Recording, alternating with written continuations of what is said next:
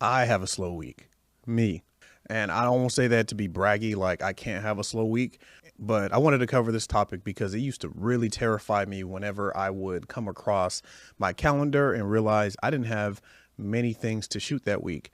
Now, for this week in particular, the World Series is going on. We got Halloween coming up. So there are a lot of things that my clients are doing.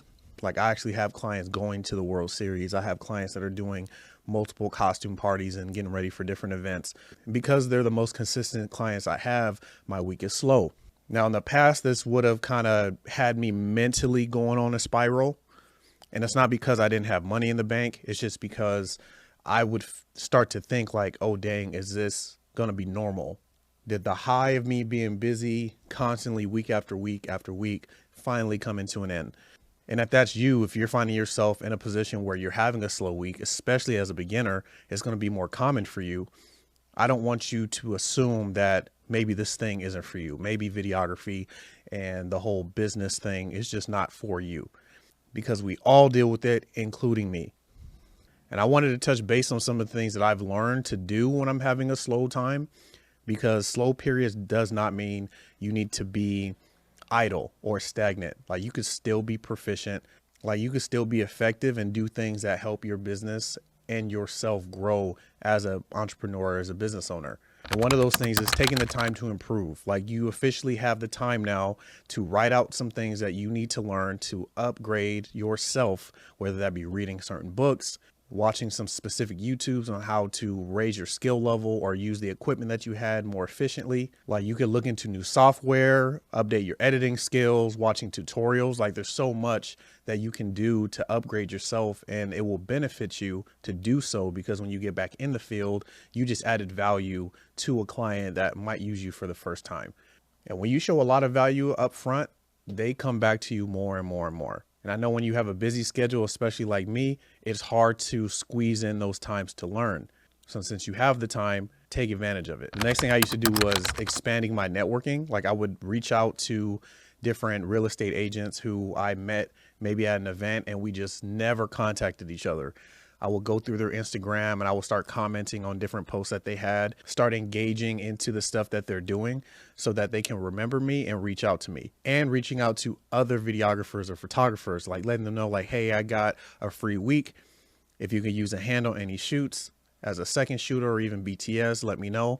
And I don't have the pressure of editing anything. I'm just helping somebody who has a busy schedule right now, because I don't. And if you don't have anybody like that in your city, then go into a Facebook group and find some people that are nearby. Make a comment on threads and people will respond. There's a ton of ways that you can utilize your skills. Even if you just reach out to people and say, hey, I have some free time to edit anything that you might need. Like these are skills that you can use for networking that would help in the long run. We'll say the next one will be to update your portfolio. I've done this so many times where I would create a virtual brochure of all of my recent work. And now it would be like 60 seconds long. I would throw in some EDM music and just kind of fast pace switch through different videos that I've done in different categories. And this is beneficial because you can just showcase what you can do. And if you've been collecting client testimonials as you've been shooting, you can utilize specific portions of your virtual brochure or your portfolio to add client testimonials on why people use you. That's a very good one. And this next one is something that I do a lot, which is I take time to make content. Stuff like this or stuff for my Instagram, to constantly pushing out like relevant content for my audience. It actually helped me get business when I was making videos like this for real estate agents who wanted to make videos like this. And they saw the setup, they saw how clear it looked, they saw how good the audio sounds, and they were like, hey, can you do that for me? I'm telling you, the more you put yourself out there, the more beneficial it is for your business, because a lot of times people get slow because people can't find you. And if they can't find you, they can't hire you. So take the time to make content and use that for your digital marketing. Like I cannot stress that enough. There's so many good creators out there that I know that are not optimizing social media. There's just too many free platforms for us to utilize, and people just don't take the time for it. Now, I understand you could be introverted. I can understand you don't know what to talk about, yada, yada, yada. But even that, there's still like there's AI software that you can just put in, what should I talk about as a freelance videographer, or what topics should I cover on A, B, and C? It eliminates a lot of excuses, especially because this is a business. You kind of have to attack it like that. As a business owner, you're going to have to do a lot of things you might not want to do, and that includes social media.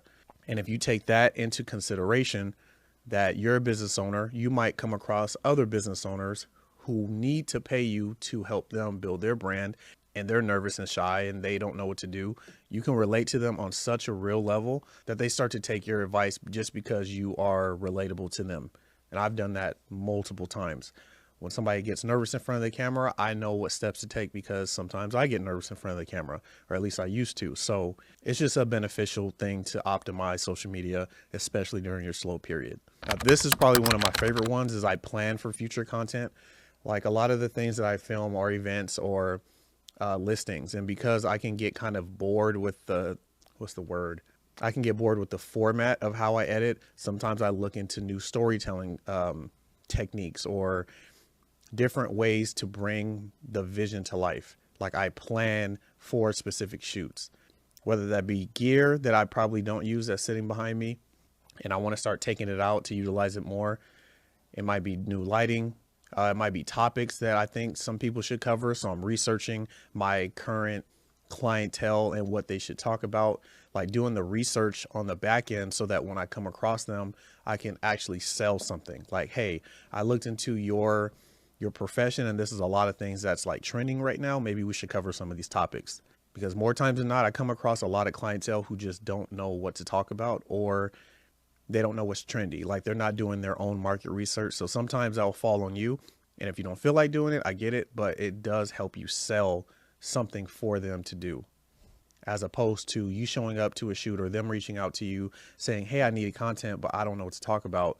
You can sell that and pitch that, and it can go on in a good direction. Another one is maintenance. There's so much wear and tear for the equipment that we use, whether you are getting dust in your sensors, whether the lenses are getting dirty, whether you drop stuff and it just needs some TLC. Take the time to clean your gear. Like it's embarrassing sometimes. I'll go on a shoot or an event and I'll see other videographers there, and I never judge somebody's camera setup, like what they use. Like, cause you can do a million things with small cameras, big cameras, whatever. Like, I don't judge it based on what camera they have.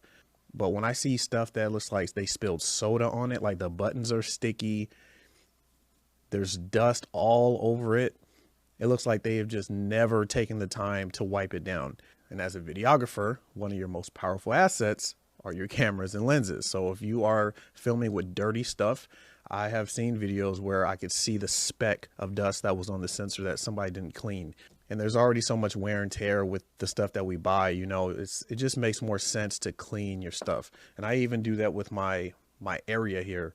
Like I can think clear when my setup is clean, when it's organized, when stuff is in the right order, the way that I want it. It actually makes me want to make content. It makes me want to edit. So taking the time to clean your equipment and your workspace just to make sure it's organized is such a huge thing. And I know people don't always have the time to do so when they're constantly running around. So slow yourself down, clean your gear. It is such an important aspect. Clean your workspace, clean your gear. And lastly, just enjoy some R&R. Like me, I've been constantly on the go all month. So having a slow week was actually beneficial for me. I was able to hang out with some friends, go to a film festival for the first time just because I had the time to do it. I led a Bible study the other day and I had time to study for the week. Like outside of our cameras, we are our most powerful asset. Taking care of us and doing the maintenance for yourself is so important. So if you have been saving up, like say you've been busy and you've been storing up all the finances that you've been getting for that busy time, maybe go get some retail therapy and shop a little. Maybe go get a massage, get your nails done. I don't know what you want to do, but like take care of yourself. Enjoy the D&D, get some R&R, and just chill. Binge watch your favorite shows, play a video game, do what you want. Whatever's going to recharge you, because we can't do what we do if we're burned out. So those are things that I do whenever I have a slow week. And then this year I probably had 3 good slow weeks. So, I mean, that's pretty good for an entire year so far. But it doesn't have to be detrimental to you. It doesn't have to be something that weighs you down. The thought of not having any work shouldn't make you sad. There's still work to be done. There's still things you can do. It's not the end of the world. Take a breath and realize that it does happen to all of us. No matter how good you are, you're going to have a slow week. Slow weeks are a part of the journey. You know, they don't define your success. So I want you to stay encouraged, stay positive, stay proactive, and the effort that you put in now will pay off in the long run. I guarantee it. So we're going to wrap this one up. I'm grateful you guys watched it this far. Again, if you found value in the information that I shared and just my journey and what I do, please like and subscribe. It really does help the channel. I understand why people say that now, because it really does help the channel, especially after you've been monetized. So please like, share, comment, share the video with a friend if you think they will find it useful, and I'll see you in the next one.